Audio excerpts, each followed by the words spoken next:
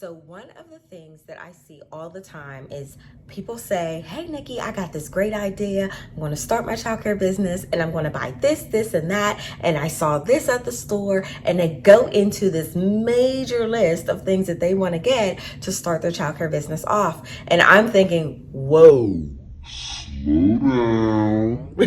Okay, because we need to put some thought into how we're going to set up our childcare space so that it can be as successful as we really want it to be. So, of course, tonight I'm going to bring you some strategies to help you set your space up so that you can start thriving from the very beginning. All right, ninjas, I got my notes, got my coffee. I'm ready. I'll see you inside. You got this.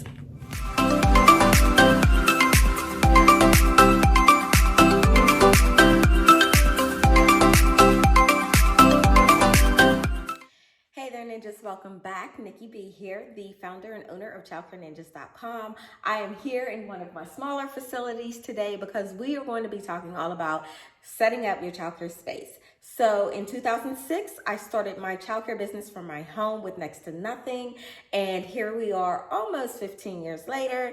I've grown it into a multiple six-figure income along with multiple facilities. And now it is a joy and a pleasure to help other women become equipped with the strategies and resources they need in order to make childcare ownership simple, fun, and successful. Each Monday, I bring you an episode with a tip or a strategy to help you do exactly that in your childcare business. And I always bring a free resource along with me. So let's go ahead and dive in for tonight as we begin to talk about setting up your childcare space for success. As always, ninjas, make sure that you stick around to the very end so you can find out how to get your hands on the free resource I have for you this week. But if this is your first time here, make sure before we get started, you click on that subscribe button below. Also click on the bell so that you don't miss another episode. And if this is not your first time and you've been here before, welcome back. We are so glad to have you. Okay, enough with the introductions. Let's dive in. Okay, so obviously whenever we start our day, we want to come in and just like we go to work and we have a certain space where we put all of our belongings, our children want to be able to do the same thing. So I love cubbies, I really do. However, I use cubbies for my younger children and I use lockers for my older children. But the big important thing is just making sure that you have a space for each child to be able to put their belongings so that when they come in, they're able to, hang their jacket and things like that. Now, when I started off in my home, I'll be honest, it was basically a little coat rack and they would come in and just hang up their stuff. And then they had little bins, which we don't have bins anymore because we have cubbies, but little bins like this are actually what they would be able to like sit their book bag and stuff in.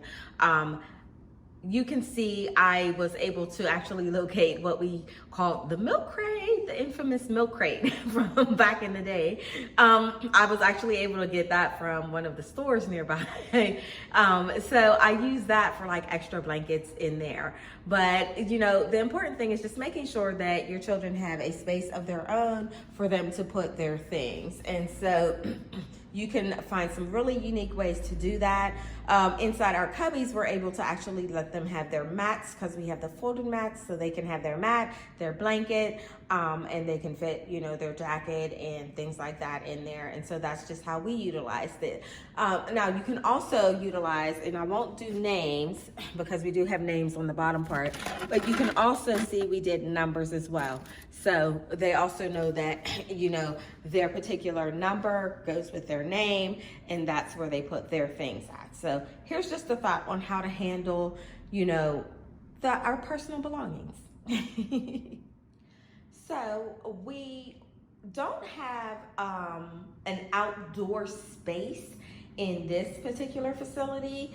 So our riding toys are actually parked, okay, along a wall. So they kind of have their parking space, but believe me when I say they know exactly how these toys should be parked, and they park them where they're supposed to go. Okay, so just a thought, if you can find a small space to maybe keep, one or two. I know that in my home childcare, in the very beginning, I did have a yard, and I did have, a porch that I could keep, the riding toys and the outdoor toys and things like that, the gross motor things, in. But I just don't have that particular setup now. But I did want to show you how we do set up, because this is a smaller space for us, a smaller facility, but there's still just ways to find, just finding ways to actually utilize the space that you have, and that's important. Okay.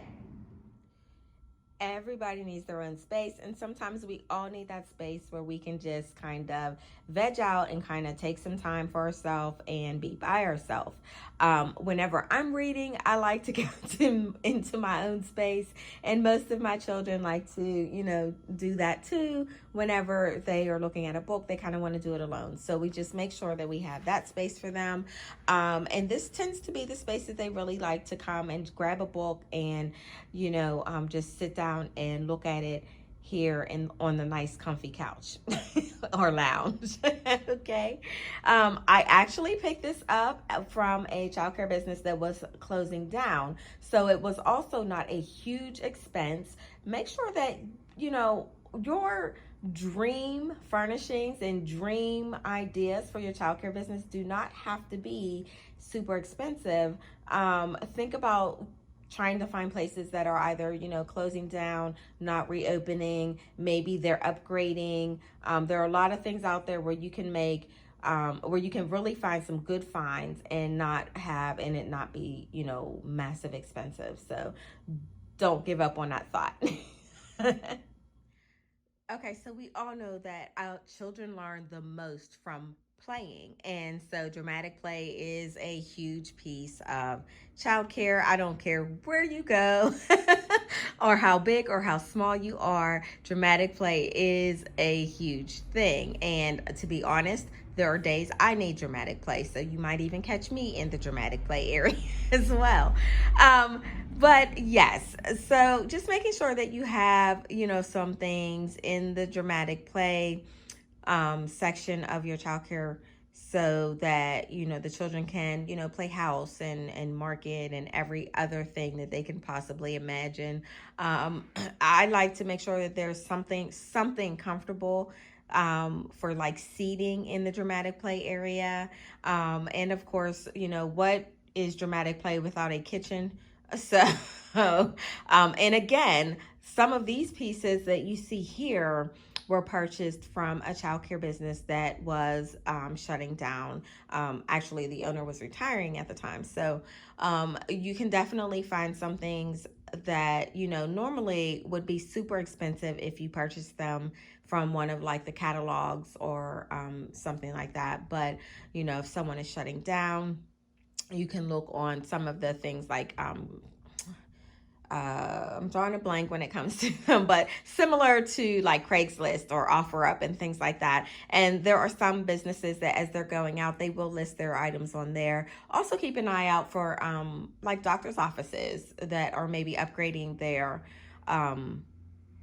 tables and things like that. I have gotten items from doctor's offices that, were upgrading what they had in there for the children. And so they were selling those things off. Or I had a friend that was like, hey, can you use this? So, keep your eye out for different things and think outside the box when it comes to where you get them. Okay. All right. And then, of course, our learning area. So right now, this is the blessing of coming in super early in the morning before the children or anybody get in here. So I can come in here and things are, still together. Only for a moment, though. That's okay. Okay, so in our learning space, we have, obviously a table and chairs for the children that is actually sized for the children. Again, furniture that I picked up on sale from, different childcare businesses and schools and things that were either upgrading equipment or, going out of business. And so be on the lookout, especially for the big items that you may be trying to purchase. Definitely look outside the box or think outside the box when it comes to those things, because you can find them for a less expense than you would inside of a catalog that is geared towards school and childcare businesses. Keeping like your alphabet or your letters and things like that, doing something with your walls that is learning related, I think is a plus as well. We have our colors over here, our numbers, or the little gingerbread men that you see there, and then of course our letters, and we have some of their work displayed up top. fancy. And then I also like to make sure that the books are not just books that we are utilizing on the bookcase, but also books that are easily accessible to the children, where they can actually view them in plain sight. I think it's a great idea as well, having those books ready and available to them where they can just kind of pick what they want, and rotating those books out. Books are huge for us. We make sure that we have a lot. I definitely go to Barnes and Noble and do like a book day every, at least once every other month, but I try to monthly at least pick one or two new books to just keep a fresh supply in here for the children to look at. We are just really big on books and reading. So that is one of the things that I'm very, very adamant about. And yes, and then here's another space that we have over here, but in the learning area, we definitely want to have that. We always bring over with us, I'll go back over here for a second, I'm sorry.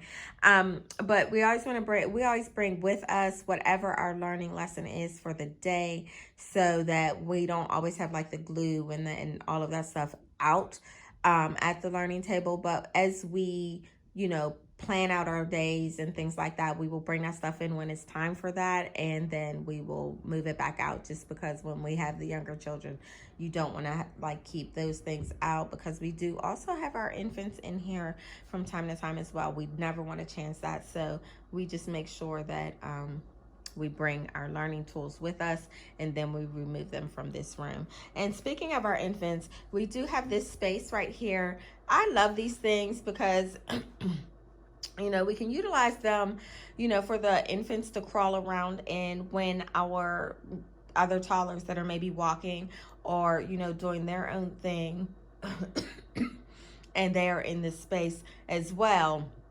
And it kind of gives them their own space. Now we will open the little front gate and kind of let the crawlers crawl in and out as well from time to time, especially when we have the toddlers at the table learning, and then we have the infants and we allow them to, kind of do their own thing as well. So we'll leave the gate open and they will crawl out and crawl in and, back and forth. And it's just amazing. Don't you just love how children just find fun in anything whatsoever? So that's a blessing as well. And then so being able to utilize a small space is doable and it is possible. And I want to encourage you to just think about some elements that you may be able to use and may be able to fit in and may already have inside your childcare space, but do not become overwhelmed with it. You do not have to have everything in the beginning, and you don't have to have a ton of things in the beginning, but you do need to make a plan, set it up, and get started. And so I hope that some of these ideas are helping you in that area.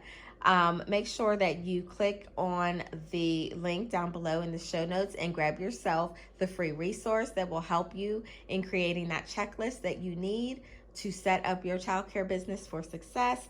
And remember to comment and let me know how this has been some value to you. Stay amazing, and you got this. Excited for you and your childcare ownership journey. Keep me posted. Let me know how things are going. And until next week, have a great week. Bye.